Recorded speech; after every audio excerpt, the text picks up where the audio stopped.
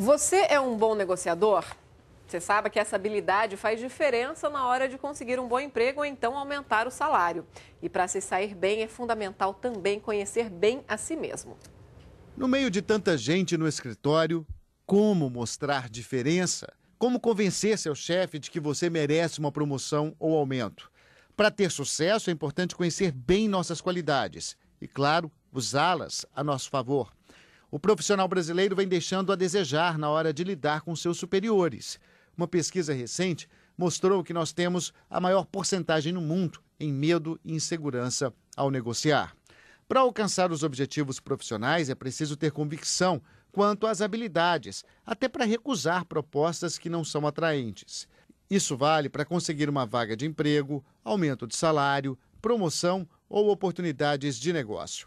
Até o famoso pensamento positivo entra em pauta, viu? Achar que não vai dar certo antes mesmo de tentar pode produzir ações que levam mesmo ao fracasso. Ou seja, as previsões negativas se cumprem para confirmar os prognósticos ruins feitos pela própria pessoa.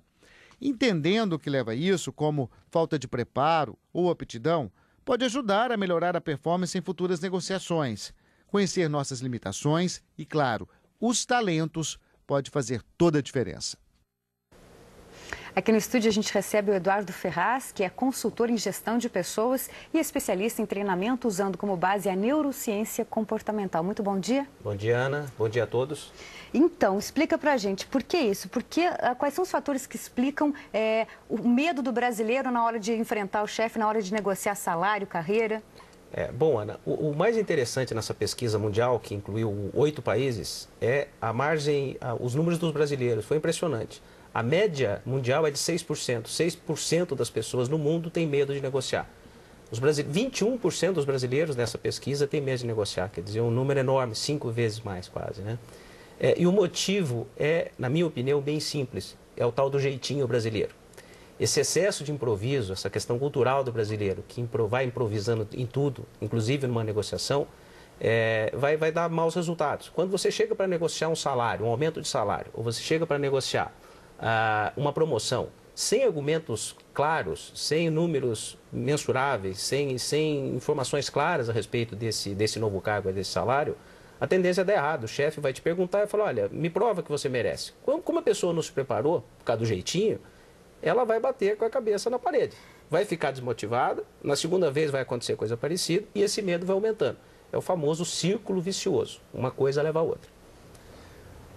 Bom, Eduardo, na verdade, as grandes empresas no Brasil já estão já habituadas a isso, mas isso já chegou em todo o setor, que é a motivação profissional. A gente vê que nos países mais ricos isso acontece de uma forma eficiente e frequente. No Brasil, até por ser um país mais pobre, isso demorou muito a acontecer. E agora, com essa evolução, com o enriquecimento do país? Porque o empresário motivado, ele também tem mais ambiente para gerenciar a sua carreira e, inclusive, conversar melhor com o seu empregador. Bom dia. Eu trabalho com consultoria, com treinamento há quase 25 anos. Eu enfrento essa realidade no Brasil há de 25 anos, de 20, de 10, de 15, dos últimos 5 anos. Então, eu me sinto muito à vontade para falar sobre isso. A gente pode dizer que até 10 anos havia muito mais improviso do que é hoje. O jeitinho era muito valorizado. Hoje o jeitinho, como a gente virou um país globalizado, o Brasil é um país importante no cenário mundial, esse negócio de jeitinho, mesmo nas empresas pequenas, ele acaba sendo muito mal visto. Quando a pessoa se prepara melhor, quando a pessoa conhece bem os seus talentos, quando ela tem informações claras a respeito do que ela vai negociar, a negociação vai muito melhor. A chance dele conseguir ou um novo emprego, ou um aumento de salário, ou uma nova oportunidade de negócio, aumenta muito. Houve sim, então, uma evolução, uma mudança muito grande nesses últimos anos. Agora, Eduardo, é importante ter um bom relacionamento com o chefe para conseguir negociar bem? Ou essa questão pessoal, a gente pode dizer assim, que não passa pela negociação? Se o funcionário for competente, fizer o trabalho dele direito, essa questão de se dar bem ou não fica de fora na hora de negociar? Ou essa relação pessoal é sim importante na hora do funcionário conseguir aquilo que ele está pedindo?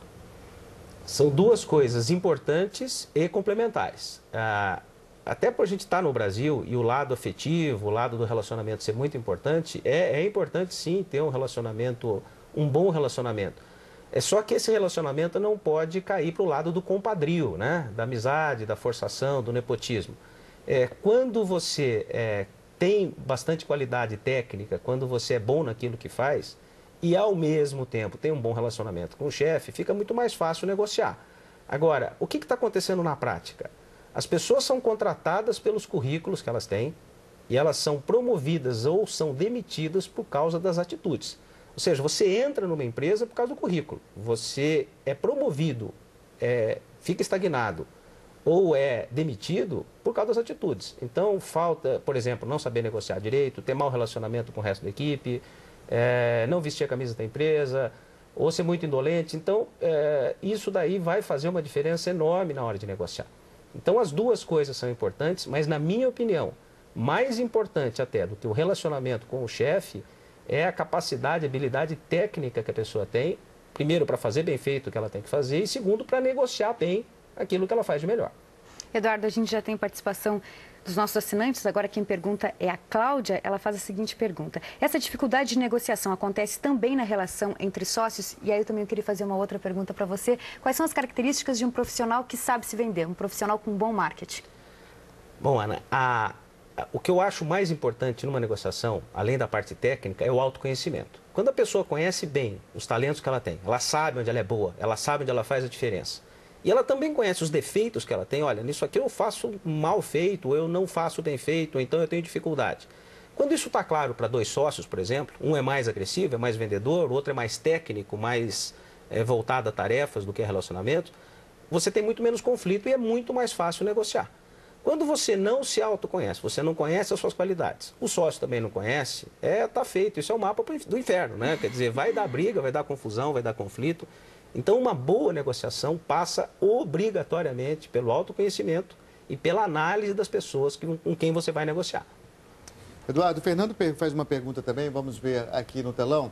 Ele questiona o seguinte: há 3 anos solicitei ao meu chefe a minha demissão para montar um negócio. Infelizmente o negócio não deu certo e agora preciso das referências dele para entrar em processos de seleção. Como devo proceder? É o Fernando Gonçalves. Pergunta para você, Eduardo, rapidinho, porque a gente já está encerrando também.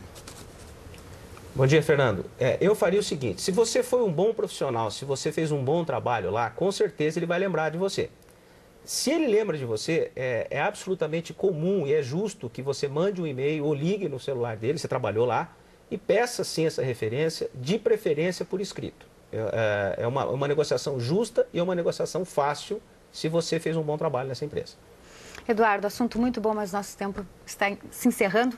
Provavelmente a gente vai voltar a conversar ainda. A gente agradece muito a você, Eduardo Ferraz, consultor em gestão de pessoas e especialista em treinamento, usando como base a neurociência comportamental. Tem muito para nos ensinar, né, Eduardo? Muito obrigado. Obrigado, um bom dia. E eu estou lançando um livro esse mês, Vencer é Ser Você, já está nas melhores livrarias do Brasil. Quem gostou do assunto, vai lá e procura que vai gostar. Tá dado o recado. Obrigada.